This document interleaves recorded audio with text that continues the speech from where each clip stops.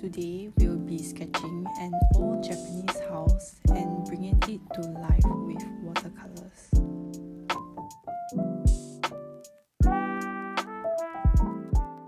The photo reference is in the description box. This photo is taken by Luke Paris.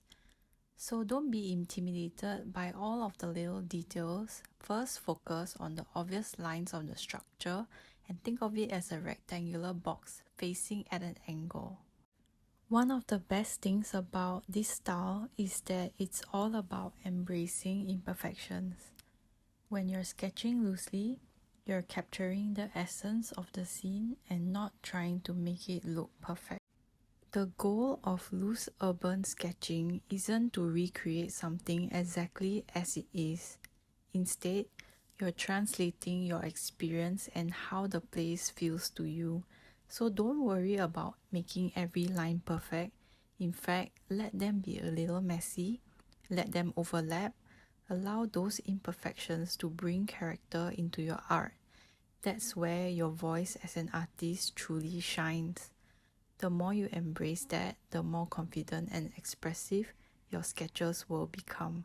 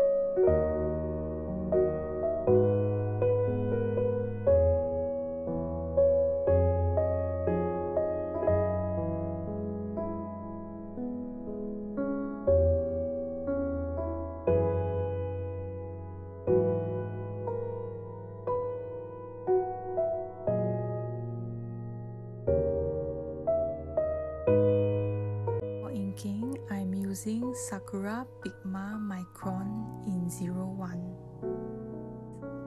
A trick that I always use is that I double up my lines in certain areas to add a sense of weight and dimension to my drawing. For example, thickening the outline of your main subject, like the roof line of a house or the edges of a figure, can make it stand out and give it more presence. Using multiple overlapping lines can give the impression of worn, cracked surfaces or uneven wood. It's a subtle way to bring more life and character to your drawing.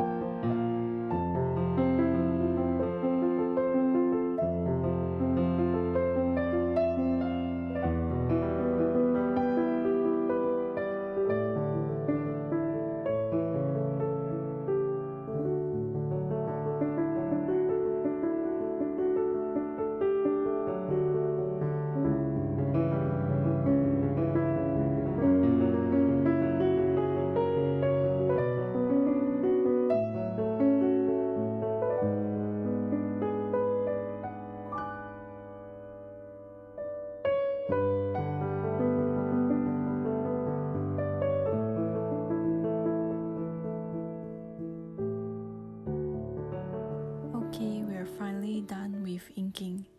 Make sure to erase all pencil marks cleanly before you start painting, because once the pencil is trapped under a layer of dry watercolor paint, it is effectively sealed in and you will not be able to erase it. I'm mixing phthalo green with cadmium yellow and lemon yellow to make a light green color for the first layer of the leaves. I'm using a round brush which is fuller at the base and narrow at the tip. This allows you to paint a wide variety of leaf shapes with just one brushstroke. By adjusting the pressure, you can create broad strokes for the body of the leaf and fine lines for the edges of the leaf.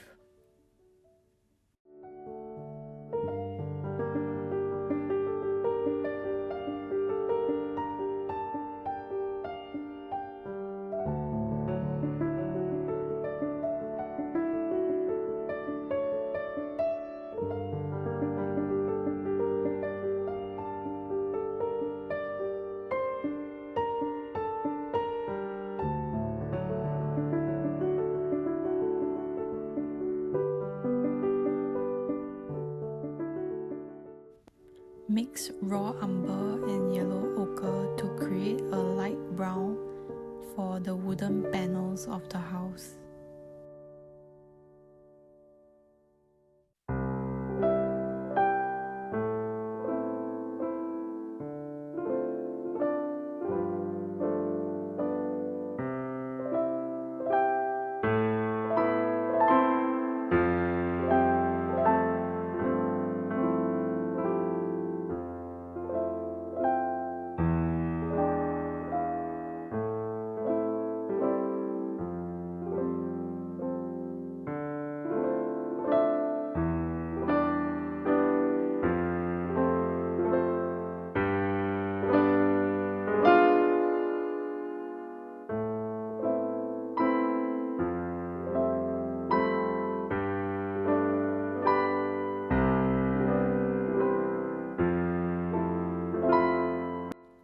Mix ultramarine blue and Payne's grey to create a light wash for the road.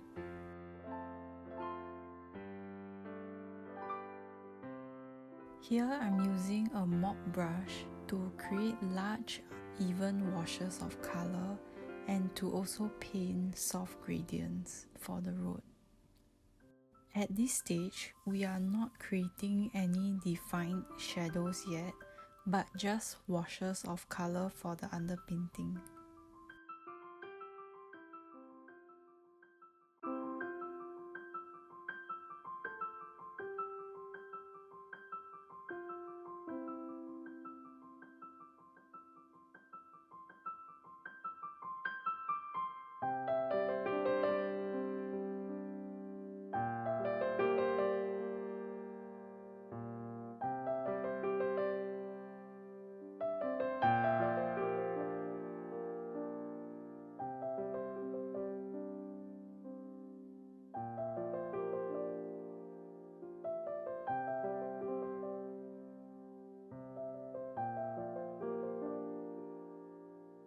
Mix raw umber with yellow ochre to create a darker brown for the shadows. Before painting any shadows, determine where the light source is coming from. All shadows should be consistent with this direction, and their length and angle should reflect the intensity of the light.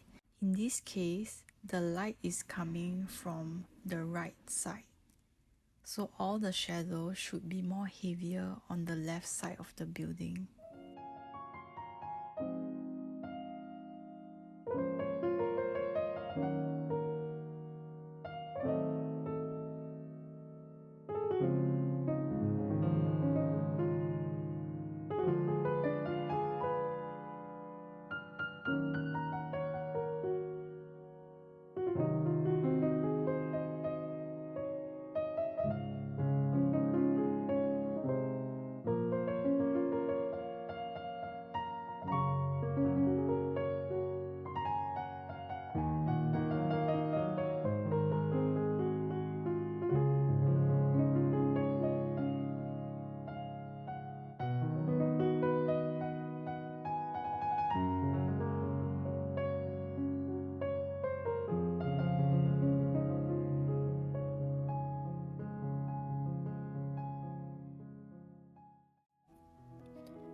To better utilize the negative space around the subject, I use a very light wash of blue and green to paint subtle leaf shapes to suggest that there are bushes or trees in the far distance. This can help bring back more focus to the house.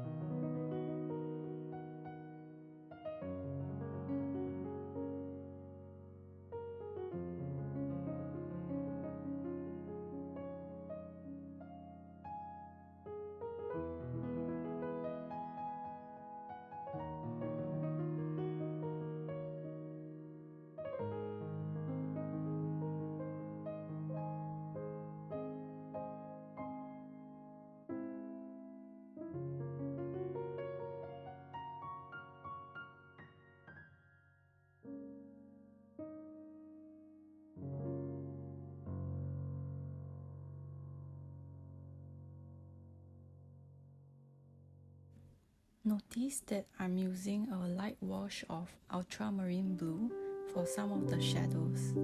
This helps create a natural, cool shadow that contrasts with the warm light on the building. Using blue color for shadows creates a natural, realistic effect because shadows are often cooler in tone due to the reflected light from the sky.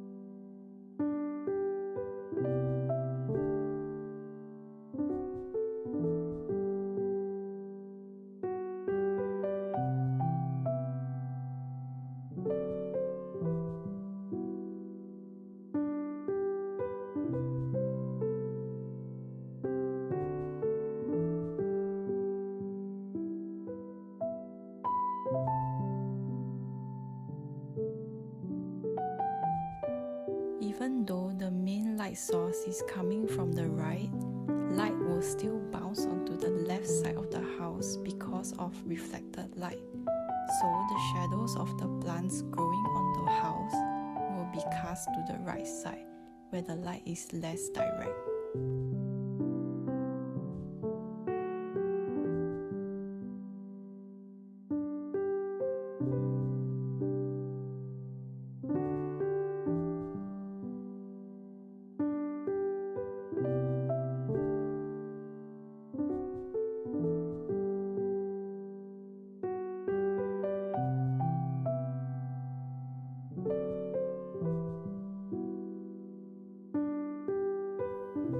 Adding a light wash of yellow can be used to suggest sunlight hitting surfaces or creating highlights. It is also used to enhance the contrast between light and shadow to make the scene feel more realistic.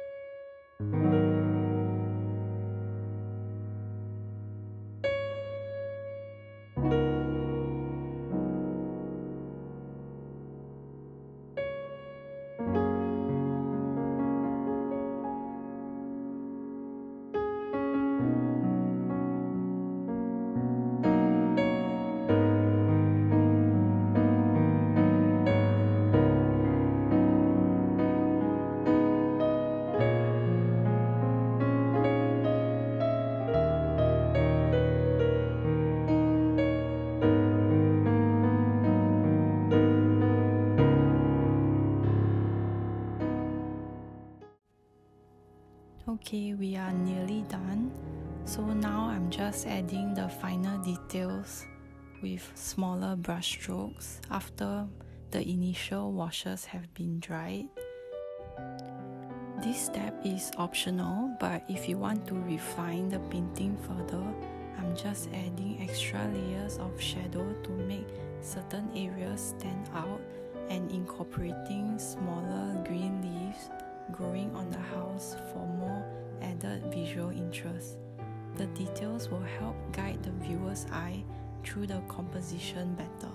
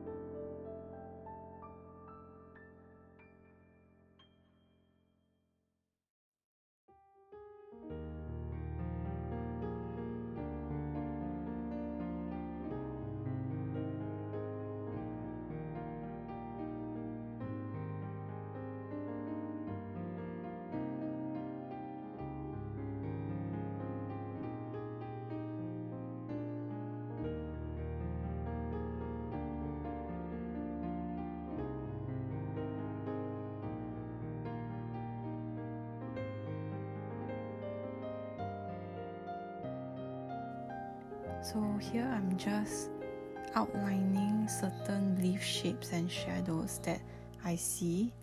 So this is just to create some extra detail to make the piece look more polished. Okay, we are nearly done. Thank you so much for those of you who have stayed throughout this video. It really means a lot to me. If you guys have any questions, you can comment down below and I'll do my best to answer everyone. If this video has helped you in any way, you can show me your support by liking and subscribing, and I'll see you in the next video. Bye bye.